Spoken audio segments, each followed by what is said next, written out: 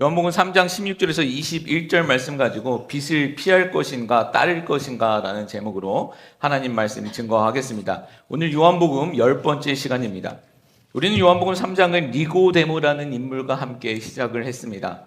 니고데모는 사회적으로 또 이스라엘에서 최고의 엘리트 집단이었었던 산헤드리아 공회원의 일원이었고 예수님도 인정한 이스라엘의 선생님이었습니다.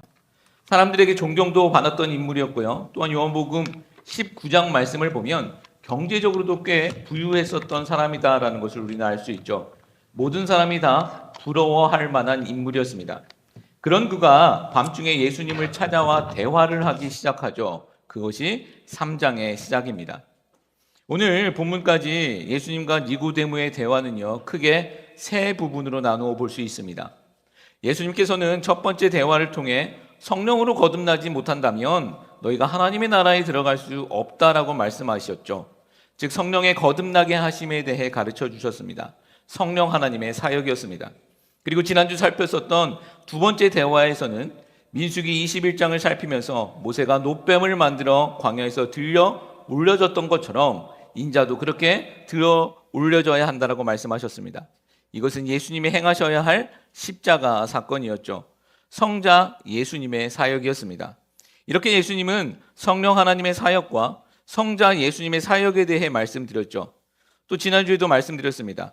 우리 구원은 삼위일체 하나님, 성부 하나님, 성자 예수님, 성령 하나님의 연합 사역이라고 말씀드렸습니다.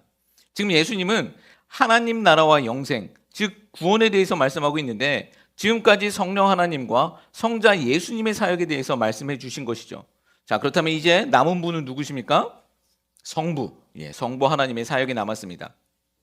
오늘 본문은 예수님께서 니고데모와의 대화를 통해서 말씀하시는 그 성부 하나님의 사역, 그 구원 계획을 함께 묵상하고자 합니다.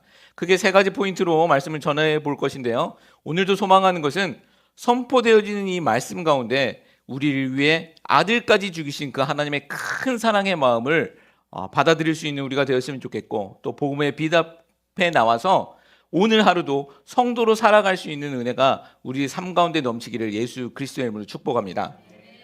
첫 번째 포인트입니다. 하나님의 사랑으로 시작된 구원 이야기다라는 것이죠. 우리 요한복음 3장 16절 말씀을 우리 같이 한번 또 읽어보겠습니다. 하나님이 세상을 이처럼 사랑하사 독생자를 주셨으니 그를 믿는 자마다 멸망하지 않고 영생을 얻게 하려 하심이라. 아멘.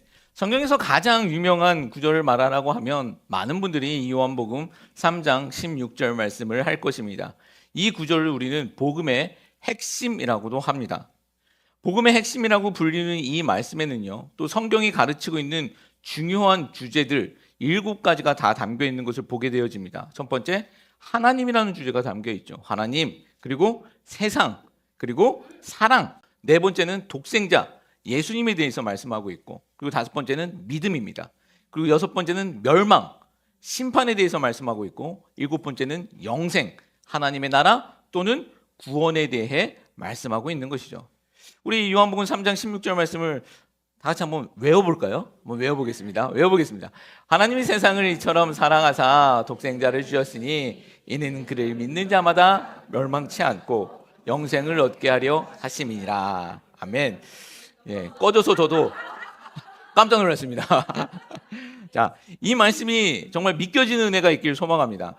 독생자 예수 그리스도를 믿음으로 멸망이 아닌 영생, 하나님 나라 백성이 되는 은혜가 있기를 예수님의 이름으로 축복합니다. 자, 복음의 핵심이라고 하는 이 요한복음 3장 16절 이 말씀 잘 보시면 주어가 누구입니까? 주어. 하나님이십니다. 명심하십시오.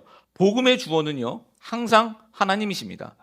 복음의 주어가 하나님이다라는 말은 복음의 그 출발점과 주도권이 인간이 아니라 철저하게, 완벽하게 하나님께 있다라는 말씀이죠. 즉, 복음은 인간이 하나님께 나아가는 이야기가 아니라 하나님이 인간에게 먼저 오신 이야기입니다. 하나님이 먼저 우리를 사랑하신 이야기, 행하신 이야기가 바로 복음의 이야기입니다. 하나님께서 죄인인 인간을 구원하시기 위해 예수 그리스도를 보내셨고 십자가와 부활을 통해 구원의 길을 여신 것, 이 모든 주체가 다 하나님으로부터 시작되어졌다는 것이죠. 하나님의 계획하심이었고 하나님의 일하심이었습니다. 잊지 마시기 바랍니다. 복음은 인간의 노력이 아닌 하나님의 은혜와 주권으로 시작된 하나님의 구원 이야기이고 하나님의 사랑의 이야기입니다. 우리가 먼저 무엇인가를 시작한 것이 절대 아닙니다. 우리는 그저 먼저 시작하신 그 하나님의 사랑을 받은 수혜자에 불과하다라는 것이죠. 여러분, 왜 우리의 구원이 안전합니까? 몇 번 말씀드렸죠. 우리가 받은 구원이 안전한 이유는요, 단 하나입니다. 바로 하나님이 그 구원을 시작하셨기 때문입니다. 하나님이 시작하셨으니 하나님이 완성하시는 것이죠. 내가 시작했으면 절대 우리의 구원은 안전할 수 없습니다. 하루에도 몇 번씩 무너지는 것을 우리는 너무나도 잘 알고 있기 때문에 우리가 시작했다면 그 구원은 안전할 수 없습니다. 우리는 그런 존재입니다. 그러나 하나님이 시작하셨다면 하나님이 완성도 하시는 것입니다. 우리는 그것 믿고 이 땅에서 신앙생활을 하는 것이죠. 여러분, 잊지 마시기 바랍니다. 복음은 하나님의 일하심입니다. 구원은 하나님의 작품입니다. 우리는 그것을 인정하고 믿으며 살아가는 것이죠. 언제까지요? 우리 구원이 완성되는 그날까지입니다. 우리는 그날까지 이 믿음 가지고 살아가면 되는 것입니다. 자, 하나님이 이처럼 세상을 사랑하셨다고 말씀하고 있는데, 자, 무엇을 사랑하고 있었다라고 말씀하십니까? 세상입니다. 세상을 사랑하셨다라고 말씀하고 있죠. 어렸을 때 제가 성경을 읽으면서 말씀을 드릴 때 이런 생각을 좀 한 적이 있습니다. 다른 성경 본문에서는 분명하게 우리 보고 세상을 사랑하지 말라라는 말씀이 있어요. 요한복음을 기록한 요한 사도 역시 그가 기록한 요한 1서 2장 15절에서는 또 이렇게 말씀을 하고 있습니다. 요한 1서 2장 15절 말씀 읽습니다. 이 세상이나 세상에 있는 것들을 사랑하지 말라. 누구든지 세상을 사랑하면 아버지의 사랑이 그 안에 있지 아니하니. 자, 우리 보고는 세상을 사랑하지 말라고 하시면서 하나님은 세상을 사랑하셨다라고 말씀하고 있죠. 하나님이 세상을 사랑하셨으면 우리도 그 세상 사랑해야 할 것 같은데 지금 어디에서는 세상을 사랑하지 말라라고 말씀하시며 또 심지어 우리가 세상을 사랑하면 그 안에 하나님의 사랑이, 아버지의 사랑이 없다라고 말씀하고 있으면서 하나님은 또 사랑했다고 말하시니 이거 뭐 어쩌란 말인가라는 그런 모순처럼 들려질 때가 있었습니다. 그런데 저처럼 오해하지 말아야 할 부분이 있는 것은 세상이라는 이 단어가 가르치고 있는 그 의미를 우리는 구분해 보아야 합니다. 성경을 읽을 때 가장 필요한 부분이기도 하는데요. 같은 단어라고 해도 앞뒤 문맥 속에서 그 의미를 분명히 우리는 분별하셔야 합니다. 몇 번 말씀드렸죠. 잘한다와 잘한다, 이건 다른 겁니다. 그건 문맥 속에서 살펴보셔야 되는 거죠. 하나님이 사랑하신다는 세상은요, 구원받아야 할 세상, 아직 어둠 가운데 있지만 우리가 복음을 전해야 할 그 세상입니다. 그 세상을 하나님께서는 사랑하셨다라고 말씀하고 있는 것이죠. 이런 세상은요, 우리도 하나님처럼 사랑해야 합니다. 반면 우리가 미워해야 할 세상은 하나님을 대적하는 세상의 권세와 가치관들입니다. 죄의 결과물로 만들어진 그 철옹성과 같이 서 있는 어둠의 힘, 그 죄의 능력들입니다. 이런 세상은 성도인 우리가 멀리하고 거절해야 하는 것이 맞는 것이죠. 예수님도 세리와 창기 그리고 죄인들을 사랑하셨습니다. 비록 그들이 어둠에 놓여 있었지만 빛을 받아야 할 대상으로 그들을 사랑하셨습니다. 그러나 예수님도 그들의 죄된 삶을 미워하셨습니다. 그들의 죄는 미워하셨다라는 것이죠. 죄는 정죄하셨습니다. 사람과 죄를 철저하게 구분해 주신 것이죠. 우리도 이 분별력을 가져야 된다는 것이죠. 여러분, 이것은 굉장히 중요합니다. 우리는 세상에서 살아가고 있습니다. 우리는 구원받은 하나님 나라 백성이지만 여러분, 우리끼리 살아가는 것 아니지 않습니까? 우리는 여전히 세상 속에서 살아가고 있습니다. 세상에서 살아가되 사랑해야 할 세상과 또 미워해야 할 세상, 거절해야 할 세상을 구별하셔야 된다는 것이죠.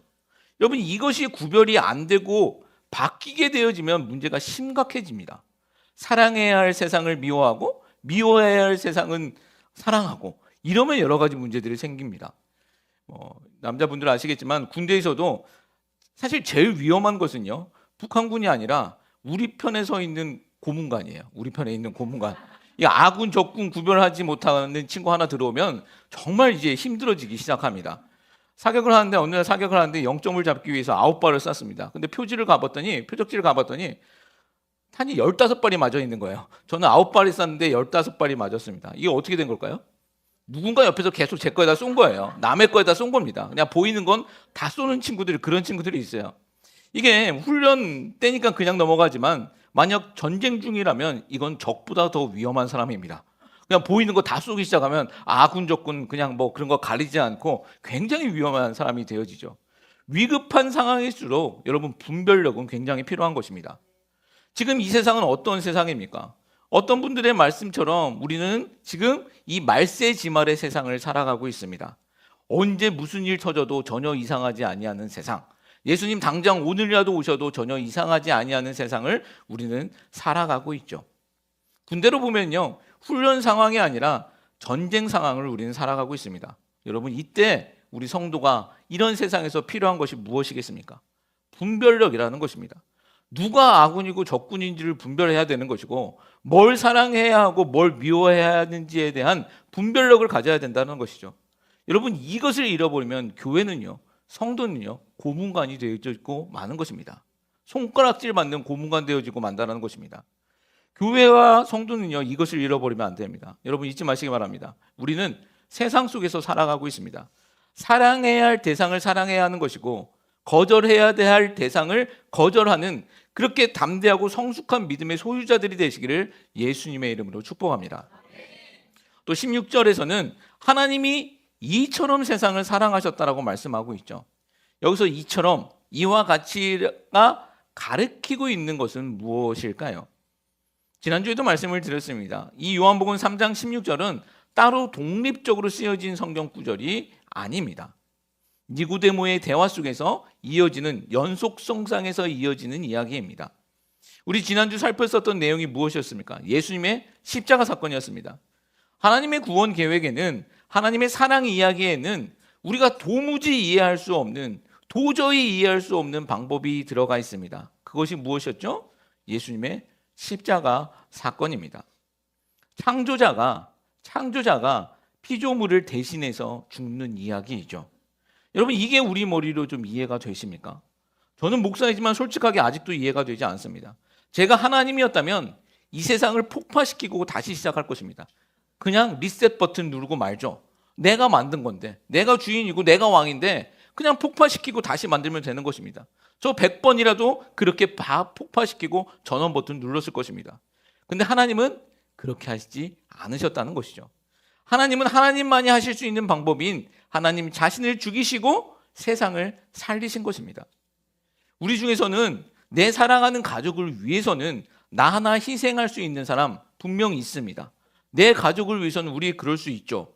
그런데 누군지도 모르는 사람들을 위해, 아니 나를 미워하고 나를 괴롭히는 사람들, 로마서 말씀대로 나에게 죄 지은 사람들, 내 원수된 자들을 위해서 우리는 희생할 수 없습니다.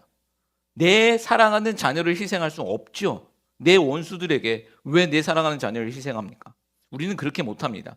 우리는 100번 1000번 태어나도 그렇게 살 수 없는 존재들입니다. 그런데 하나님은 그렇게 하셨다는 것이죠. 여러분, 십자가는요, 하나님만이 하실 수 있는 방법이었습니다. 예수님만이 지으실 수 있는 그 유일한 방법이었었다라는 것입니다. 여러분, 구원에 있어서 다른 방법은 없는 것입니다. 어떤 사람들의 말처럼 여기에도 구원이 있고 저기에도 구원이 있다. 올라가는 방법은 다 다르지만 결국 끝에서 만난다. 그러니까 이거 믿어도 돼. 그리고 저거 믿어도 돼. 그런 것은 절대 없습니다. 오직 한 길입니다. 예수 십자가. 이것만이 하나님께서 준비하신, 우리에게 베풀어 주신 유일한 방법이더라는 것이죠. 하나님은 이렇게 세상을 향해 자신의 사랑을 보여주셨습니다. 말도 안 되는 사랑을 보여주신 것이죠. 우리가 상상할 수도 없고 이해할 수도 없는 방법으로 사랑하신 것이죠. 하나님이 사랑하신 그 세상 속에는 우리가 포함되어져 있는 것입니다. 그 사랑 때문에 우리가 오늘 성도가 되어지는 것이죠. 아까 찬송 드렸었던 것처럼 하늘을 두루마리 삼고 바다를 먹물 삼아도 다 쓸 수 없는 그 사랑 때문에 우리가 오늘 성도가 된 것이고, 오늘 우리가 예배드리고 있는 존재가 되었다라는 것입니다. 아멘입니다. 자, 선악과 나무 앞에서 벌거벗은 채로 죽을 수밖에 없는 우리를 대신해서 하나님은 자기 자신의 아들인 독생자 예수님을 십자가에서 벌거벗긴 채로 돌아가게 하셨습니다. 무엇 때문입니까? 하나님이 세상을 이처럼 사랑하는 그 사랑 때문입니다. 여러분, 소망합니다. 그 사랑 잊지 않고 살아갈 수 있는 우리 모두가 되시기를 예수 그리스도의 이름으로 축복합니다. 두 번째 포인트입니다. 예수님의 오심은 심판이 아니라 구원이다라는 것이죠. 예수님의 오심은 심판이 아니라 구원이다. 우리 17절, 18절 말씀 같이 읽겠습니다. 하나님이 그 아들을 세상에 보내신 것은 세상을 심판하려 하심이 아니요 그로 말미암아 세상이 구원을 받게 하려 하심이라. 그를 믿는 자는 심판을 받지 아니하는 것이요 믿지 아니하는 자는 하나님의 독생자의 이름을 믿지 아니하므로 벌써 심판을 받은 것이니라. 아멘. 자, 예수님은 세상을 심판하러 오신 것이 아니라 구원하시기 위해 오셨다는 것이죠. 이 하나님의 진리에도 많은 사람들이 오해를 하곤 합니다. 어떤 오해냐면 예수님이 이 세상에 오셔서 한쪽에는 심판을 주셨고 한쪽에는 구원을 베푸셨다라는 오해입니다. 근데 여러분, 우리가 정확히 아셔야 합니다. 예수님이 오셔서 한쪽에는 심판을 주시고 한쪽에는 구원을 주신 것이 아닙니다. 예수님은 이미 심판받은 세상에 오셔서, 이미 멸망에 놓인 세상에 오셔서 하나님의 그 선하신 뜻 가운데 그 중에 일부를 구원해 주신 것이죠. 예수님은 중립지대인 세상에 오신 것이 아닙니다. 구원도 멸망도 없는 그런 중립적인 세상에 오셔서 한쪽에는 심판을 허락하시고 한쪽에는 구원을 선언하신 것이 아니더라는 것이죠. 이미 심판에 놓인 세상에, 이미 멸망에 놓인 세상에 예수님이 오셔서 믿는 자들에게 구원을 베풀어 주신 것이죠. 예수님이 오셔서 심판이 시작된 것이 아니라 이미 심판이 시작된 세상에 예수님이 오셔서 살 길을 주신 것입니다. 이것을 정확하게 아셔야 우리가 하나님의 나라에 대한 오해와 또 영생에 대한 오해가 없게 되어지는 것입니다. 여러분, 명심하시기 바랍니다. 우리 인간에게 주어진 길은 딱 두 가지입니다. 여기에도 중립이라는 것은 없습니다. 영생 아니면 심판입니다. 천국, 하나님의 나라 아니면 정말 안타깝지만 지옥밖에 없다라는 것이죠. 여러분, 다른 장소는 없습니다. 그런데 여기서도 잊지 말아야 할 것이 있는데, 영생이나 심판은요, 우리가 이 땅에서 살다가 죽어서 시작되어지는 것이 아니라는 거죠. 영생과 심판은 죽어서 시작되어지는 것이 아니라는 거예요. 우리 18절 말씀 보십시오. 믿지 아니하는 자는 하나님의 독생자의 이름을 믿지 아니함으로 벌써 심판을 받은 것이라. 심판을 받을 것이다가 아닙니다. 이미 받은 것이다. 과거형으로 말씀하고 있습니다. 하나님이 보내신 독생자 예수님의 이름을 믿지 아니하는 자들은 이미 심판 가운데 놓여져 있는 것입니다. 이 땅에서 호흡하면서 살아가고는 있지만 이미 심판에 놓여 있는 것이죠. 여러분, 이것이 얼마나 안타까운 사실입니까? 심판은 죽어서 받는 것이 아니라 이 땅에서 우리가 호흡하고 있으면서도 이미 심판의 길에 놓여져 있다라고 성경은 증언하고 있는 것이죠. 자, 그렇다면 반대로 영생은 어떤 것일까요? 여러분, 영생도 이미 받은 것입니다. 하나님이 보내신 독생자 예수 그리스도의 이름을 믿을 때, 그 십자가를 믿을 때 영생도 이미 받고 누리고 있는 것입니다. 여러분, 세상의 소망이신 예수 그리스도의 이름을 믿으십니까? 아멘. 그렇다면 우리는 이미 영생의 삶을 살고 있는 것이죠. 우리는 이미 영생의 삶을 누리고 있는 것입니다. 영생에 들어가려고 노력하는 것이 아니라 이미 영생을 누리고 사는 것이죠. 이미 누리고 사는 것과 들어가려고 노력하는 것은 천지 차이가 있습니다.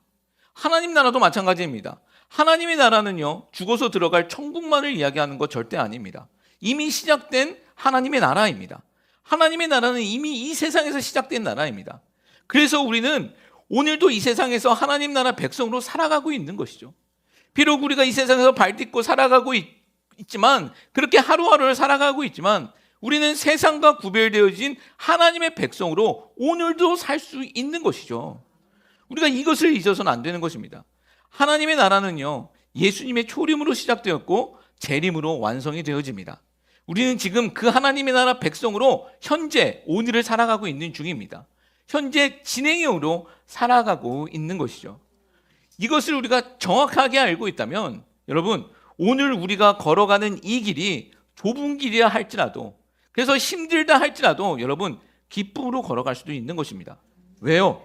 우리가 가는 그 길이 생명의 길이고 영생의 길이기 때문입니다. 오늘 가는 이 길이, 이 길 끝에 그 하늘 영광이 도달하고 있기 때문이다라는 것이죠. 우리는 이 길 걸어가고 있다면 그 끝까지 반드시 가게 되어지는 것입니다. 소망합니다. 그 기쁨을, 하나님의 백성만이 누릴 수 있는 그 천국의 기쁨을 이 땅에서도 누리며 살아갈 수 있는 우리 모두가 되시기를 소망합니다. 세 번째 포인트입니다. 왜 빛으로 나오지 못하는가입니다. 왜 빛으로 나오지 못하는가? 19절에서 우리 21절 말씀입니다. 같이 읽습니다. 그 정죄는 이것이니 곧 빛이 세상에 왔을 때 사람들이 자기 행위가 악함으로 빛보다 어두움을 더 사랑한 것이니라. 악을 행하는 자마다 빛을 미워하여 빛으로 오지 아니하나니 이는 그 행위가 드러날까 함이요 진리를 따르는 자는 빛으로 오나니 이는 그 행위가 하나님 안에서 행한 것임을 나타내려 함이라 하시니라. 아멘. 자, 계속해서 예수님은 심판해 놓은 사람들의 그 본질을 폭로하고 계십니다. 복음을 전해 보시면 아시겠지만 어떤 사람들은 예상치 않았는데 복음을 잘 받아들이시는 분도 있고, 또 어떤 분들은 성품적으로도 너무 좋으시고 젠틀하신 분인데 복음을 거부하시는 분들이 있습니다. 어떤 분들은 성격 뭐 같아서 전혀 예수님 안 믿을 것 같은데 예수님 빨리 믿는 분들도 있고, 누가 봐도 착하신 분인데 끝까지 예수님을 거절하시는 분들도 있습니다. 왜 그럴까요? 왜 그럴까요? 생각해 보았습니다. 결국 이것이라고 생각되어집니다. 바로 내가 죄인이라는 사실을 받아들이냐 못 받아들이냐의 문제라는 것이죠. 이야기해 보면 복음을 받아들이지 못하는 나름의 여러저러한 이유들이 있습니다. 그럴듯한 이유들이 있습니다. 그런데 결국은요, 그 근본은 내가 죄인이라는 사실을 받아들이지 못하기 때문입니다. 내가 죄인이라는 사실을 진심으로 받아들이지 못하기 때문이다라는 것이죠. 여러분, 우리도 그렇지 않습니까? 내가 병에 걸렸다는 사실을 인정하지 못하면 여러분 병원 가서 치료받을 이유가 없지요. 병원에 가서 치료를 받으려고 한다면 내가 먼저 병에 걸렸다는 것을 인정하고 알아야 하는 것입니다. 안타까운 이야기지만 병 중에서 가장 치료가 더딘 병이 정신적인 병이라고 하지 않습니까? 내가 정신적인 문제가 있다는 것을 인정하기가 너무 어려운 것이에요. 특히 한국 문화권 속에서는 더 그런 것 같습니다. 이 정신적인 문제를 그냥 병이 아닌 수치라고 생각하기 때문에 인정하지 못하는 것이죠. 인정이 어려우니까 그만큼 치료가 늦어지고 상황이 더 악화되어지는 모습들이 주위에서는 좀씩 있는 것 같아요. 예전에는 좀 더 심했던 것 같습니다. 이게 머리에 꼭 꽂고 다닐 때까지 버티는 이런 경우들이 있었던 것 같아요.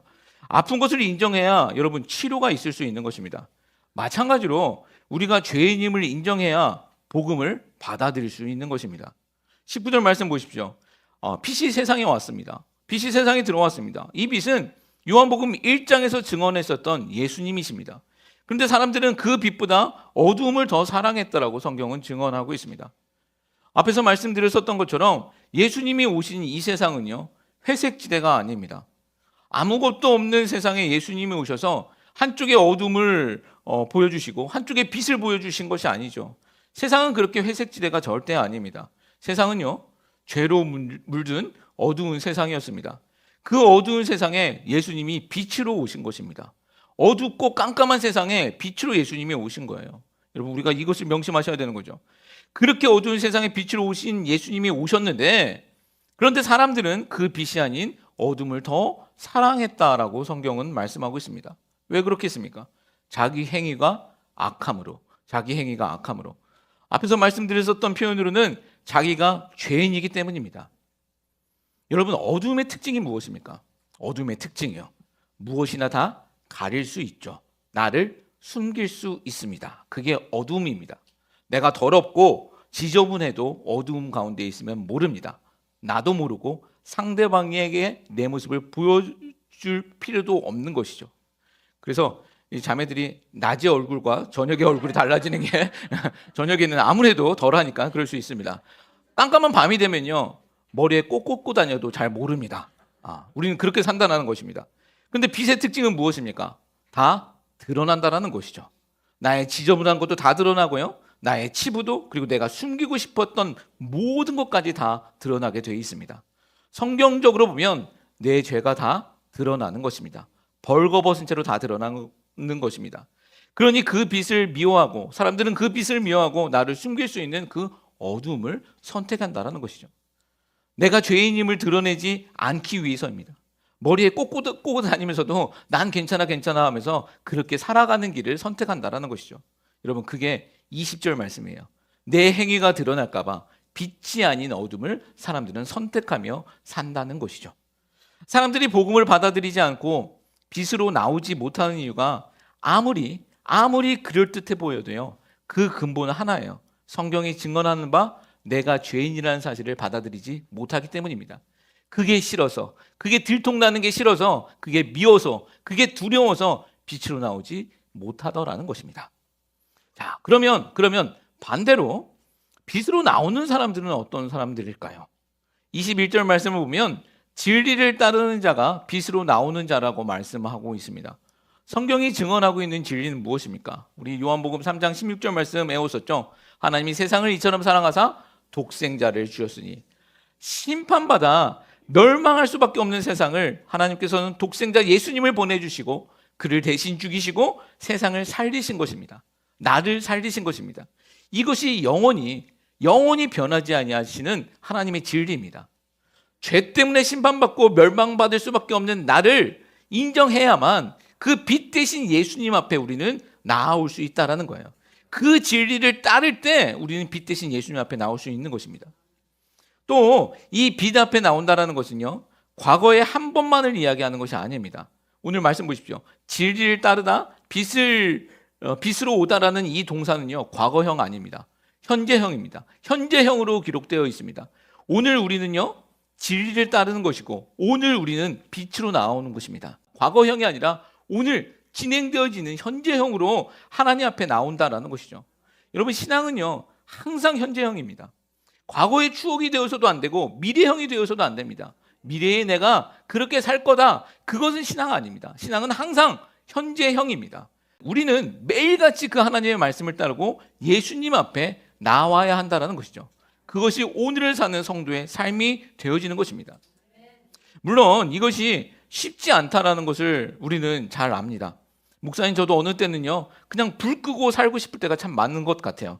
어두움이 편할 때가 있습니다. 이것저것 보고 싶지 않을 때도 있고 내 모습 보여주고 싶지 않을 때도 있습니다. 빛에 나가는 것이 부담스러울 때도 있고요, 또 두려울 때도 있습니다. 불편하게 나를 만들 때도 있습니다. 근데 여러분, 잊지 마시기 바랍니다. 그렇게 숨는다고 숨을 수 있는 것도 아니고 숨긴다고 숨겨지는 것도 아닙니다. 언젠가는요, 벌거벗긴 채로 다 드러나게 되어진다는 것이죠.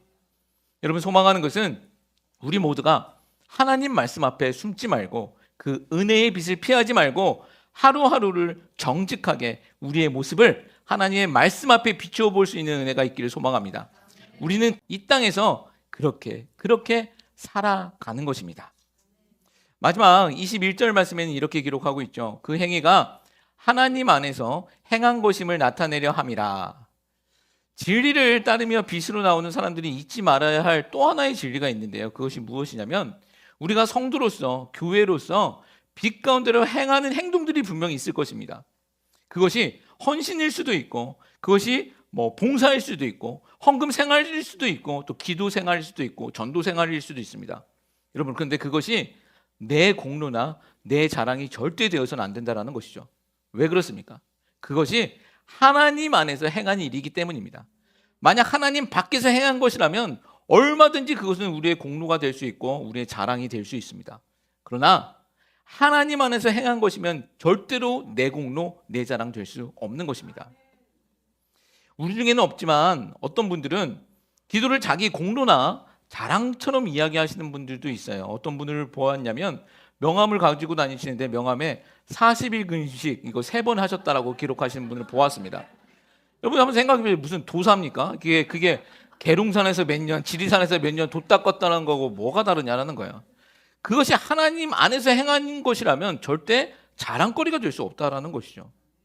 여러분, 사람들이 몰라준다고 섭섭해할 필요 없습니다. 자랑할 필요도 없습니다. 그거 몰라준다고 부들부들거리면서 자랑할 필요 없어요. 하나님이 아시면 되는 것입니다. 마지막 날 벌거벗은 채로 다 드러난다는 것은 여러분, 우리 잘못만 드러나는 것 아닙니다. 우리가 칭찬받을 만한 것이 있었다면 여러분, 그것도 하나님 앞에서 다 드러나는 것입니다. 그때 하나님께 칭찬받으면 되는 것이죠. 우리가 이 땅에서 자랑해야 할 것이 있다면요, 우리를 비춰지는 그 빛을 자랑해야 하는 것이죠. 그 빛 앞에 놓인 나를 자랑하는 것이 아닙니다. 나 깨끗해 하면서 나를 자랑하는 것이 아니라 나를 깨끗게 한 그 빛을 자랑할 수 있어야 된다는 것입니다. 나를 비춰주는 그 빛 하나만 자랑하면 된다는 것이죠. 말씀을 정리하겠습니다. 빛을 피할 것인가 따를 것인가라는 제목으로 하나님 말씀 증거했습니다. 3가지 포인트로 말씀드렸습니다. 첫 번째, 하나님의 사랑으로 시작된 구원 이야기입니다. 성경은 하나님의 구원 이야기이고 하나님의 구원은 하나님의 사랑으로부터 시작된 이야기입니다. 우리가 사랑하고 있는 요한복음 3장 16절은 하나님이 세상을 먼저 사랑하셨고 독생자 예수를 보내주셔서 그 구원의 길을 여셨다라고 증언하고 있습니다. 잊지 마십시오. 복음은요, 하나님의 주권적 사랑으로 시작된 이야기이고 이 하나님의 사랑은요, 오늘도 우리를 붙들고 계십니다. 그 하나님의 사랑은요, 오늘도 우리를 붙들고 이끌어가고 계시더라는 것입니다. 두 번째 포인트는요, 예수님의 오심은 심판이 아니라 구원이다라는 것이죠. 사람들에게는 오해가 있습니다. 예수님 때문에 심판이 왔다라는 오해이죠. 그런데 예수님이 오셔서 이 땅에 심판이 도래된 것이 아닙니다. 이미 세상은요, 심판 아래 놓인 것입니다. 예수님은 그런 세상에 구원을 베푸시기 위해 오신 것입니다. 성경은 믿지 아니하는 자는 이미 심판을 받은 것이며 믿는 자는 이미 영생을 받았다라고 말씀하고 있지 않습니까? 심판과 영생은요, 미래형이 아닙니다. 현재형입니다. 따라서 우리는 죽은 뒤가 아니라 우리는 오늘도 영생의 삶, 구원의 삶, 하나님의 백성으로 살아가는 것입니다. 세 번째 포인트는 왜 사람들은 빛 앞으로 나오지 못하는가라는 질문이었죠. 우리가 니고데모 이야기의 첫 번째 시간에 이런 말씀을 나눈 적이 있어요. 니고데모는 밤중에 예수님께 찾아왔다라는 것이죠. 성경에서 특별히 이 요한복음에서 보면 이 밤, 어두움은 굉장히 부정적으로 묘사되어지고 있습니다. 그런데 요한복음 말씀을 보면 이 밤과 관련된 인물이 한 명이 더 등장합니다. 니고데모 말고 한 명이 더 등장하는데요. 요한복음 13장 30절 말씀 보면 이렇게 기록되어 있죠. 유다가 그 조각을 받고 곧 나가니 밤이러라. 가룟 유다의 이야기입니다. 요한복음 13장을 보면 예수님이 잡히시던 밤 최후의 만찬을 제자들에게 베풀었을 때 사단이 그 가룟 유다의 마음속에 들어갑니다. 그리고 가룟 유다는 빛 대신 그 예수님을 떠나 밤 어두움으로 나아갑니다. 그렇게 예수님을 은 30의 대적자들에게 팔아 넘기죠. 어두움으로 나가 자기가 써보지도 못한, 자기가 사용해보지도 못하는 그 은 30에 예수님을 팔아 넘긴 것입니다. 이렇게 요한복음에서는요, 이렇게 두 인물이 대조되어지고 있습니다. 어둠에서 빛으로 나온 니고데모 이야기와 빛 대신 예수님 앞에서 어둠으로 나간 가룟 유다 이야기입니다. 여러분, 우리는 어느 쪽에 서 있습니까? 사람들은 어둠을 더 사랑하기 때문에 빛이신 예수님께 나아오지 못합니다. 아니, 빛을 미워하며 떠나려고 합니다. 그 이유는요, 자신의 죄가 드러나는 것을 두려워하기 때문입니다. 그리고는 더 악하게 사는 것이죠. 그 수렁에 빠져서 점점점 헤어나지 못하는 더 깊은 곳으로 빠져들어가고 있습니다. 반면 진리를 따르는 사람들은요, 빛으로 나와 자신의 삶을 드러냅니다. 그리고 그 삶이 하나님 안에서 시작된 것이고 하나님께서 행하신 것을 인정하며 하나님을 자랑하는 삶, 그 사람이 빛으로 나온 사람들의 모습이더라는 것입니다. 가룟 유다는요, 예수님을 은 30에 팔았고 니고데모는요, 훗날 자신의 재산을 들여 예수님의 장사를 치릅니다. 니고데모는요, 다 가진 사람이었습니다. 그런 그가 유대 민족의 반역자로 또 로마 제국을 전복하려고 했었던 정치범으로 처형을 당하는 예수님을 돕는다라는 것은요, 자신이 이룩하고 있었던 것, 자신이 가지고 있었던 모든 것을 잃어버릴 수 있는 충분한 이유가 되었습니다. 그런데 그럼에도 불구하고 니고데모는 옳은 길을 선택합니다. 왜 그랬습니까? 예수님에겐 그런 가치가 있다는 것을 발견한 것입니다. 여러분, 어둠에 있으면요, 절대 그거 발견하지 못합니다. 빛에 있을 때만 발견할 수 있는 것입니다. 성도는 세상에서요, 그 가치를 발견한 사람입니다. 그리고 그 가치가 바라보는 그 길을 걸어가는 것이 우리의 성도의 삶인 줄 믿습니다. 시간 같이 찬양할 텐데요, 내는 주의 영광을 보내 이 찬양하겠습니다. 여러분, 우리 세상 살아가고 있습니다. 근데 우리가 믿음의 눈으로 들어서 바라보아야 하는 것이 무엇입니까? 하나님의 영광이고 빛 대신 예수님의 영광입니다. 그 예수님의 영광, 그 하나님의 영광을 바라보며 이렇게 찬양하며 하나님 앞에 나가는 우리 모두 되었으면 좋겠습니다.